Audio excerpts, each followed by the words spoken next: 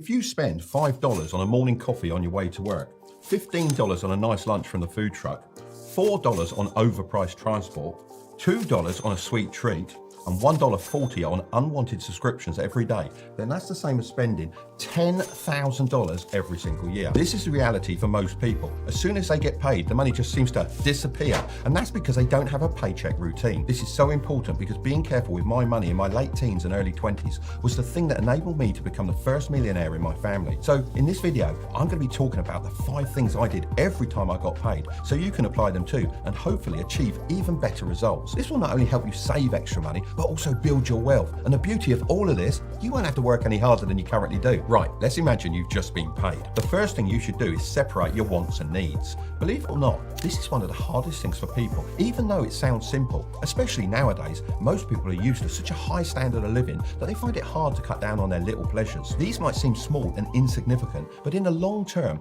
these little pleasures are actually robbing you of your financial freedom. Even if you think this doesn't apply to you, I still want you to do this exercise. You might surprise yourself with the things you uncover that are draining your money. So grab a pen and a piece of paper and split it into 2 columns. So you've got wants and needs. Now get some of your recent bank statements. It's probably best to get around 6 months worth and start highlighting all the things you repeatedly spend money on every month. For now, let's ignore the one-off purchases. Unless you're repeatedly buying a lot of random stuff, then this shouldn't be a huge issue. I'm more interested in focusing on those little purchases that stack up over time. Once you finish doing that, it's time to sort them into the correct column. Needs should be things like rent, insurance, bills, and other utilities.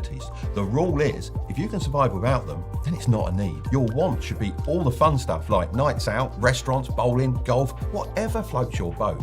Once you've completed both sides, then it's time to figure out how much each column costs per month. Let's start with needs. Let's say your rent, insurance, bills, and utilities add up to $1,200 a month. This is the bare minimum you need to get by each month, also known as your financial baseline. Once you know your baseline, subtract it from your monthly income to see how much you've got left over. Many people say your financial baseline should be under 50% of your total income, but to be completely honest with you, I think it should be closer to 25%. Now, don't treat this needs column as something you can't change, as there are things you can do to bring down the costs, but still meet all your basic needs. You might need a car, for example, but it's worth asking yourself, do you need a car that costs so much? The same goes for where you live.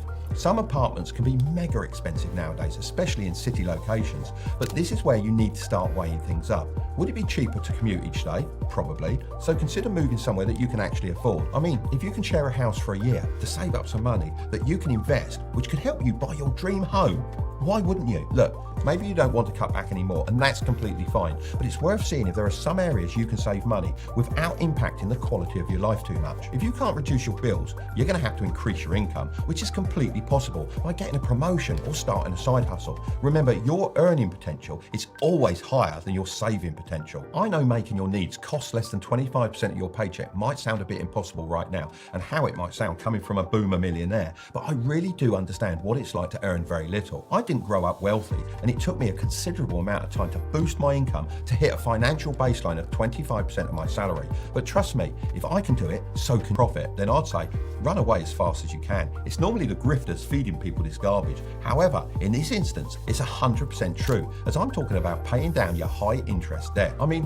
why bother investing in stocks for a possible 8 to 10% return when you can have a guaranteed 25% return by paying off the debt that's constantly eating into your wealth every single day? It's kind of like someone asking you what the best foods are to eat and exercise routines to follow, while knowingly having a parasite inside their body, sucking away all the nutrients. Of course, a doctor's main priority is getting rid of that parasite, as it's pretty much guaranteed that you'll feel better. So if you have high interest debt, then I'd recommend putting the remaining 30% of your paycheck towards paying it off. There are 2 really common methods that you can use to pay down your debts. The first way is the avalanche method, and this is the most logical way to tackle debt because you pay off the debt with the highest interest rate first. So let's see how this will work in the real world. Imagine you've got 3 different debts. Debt A is for your credit card and it's $5,000 with an interest rate of 20%. Debt B is a loan from your family of $1,500 with no interest rate. And Debt C is a car loan for $2,500 at an interest rate of 15%. If you decide to pay $500 per month towards your debts using the avalanche method,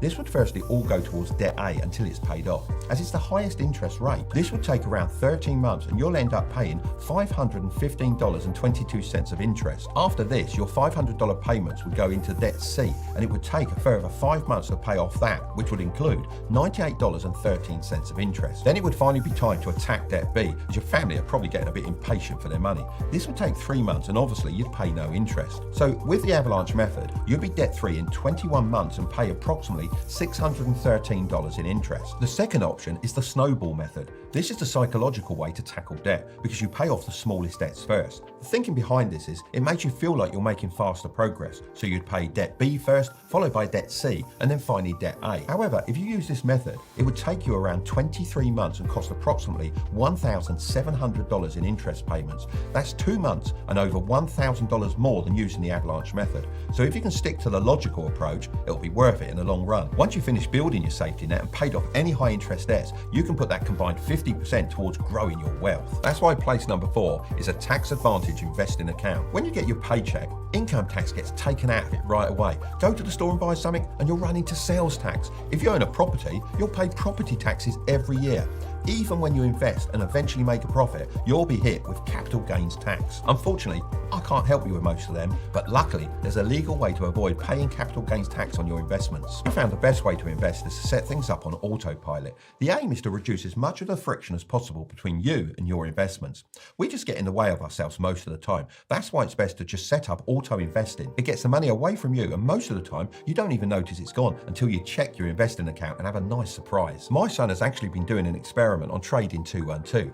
He started investing £5 a day, which is about $6.50 US, which is the average price of a coffee a day, into the S&P 500. It's now been almost exactly a year since he started this experiment, and as you can see, he's actually invested £1,503, and his investment is now worth £1,707, which is a 13.68% return on investment. What's even more amazing is that he completely forgot about this experiment until the other day when I asked him about it. It was a lovely surprise. If you want to set something like this up too, then it's really simple. I'll walk you through it now. Once you've opened an account and used the code Tilbury to get your free fractional share worth up to £100, just head over to the portfolio icon and then click on Pies and finally create a pie.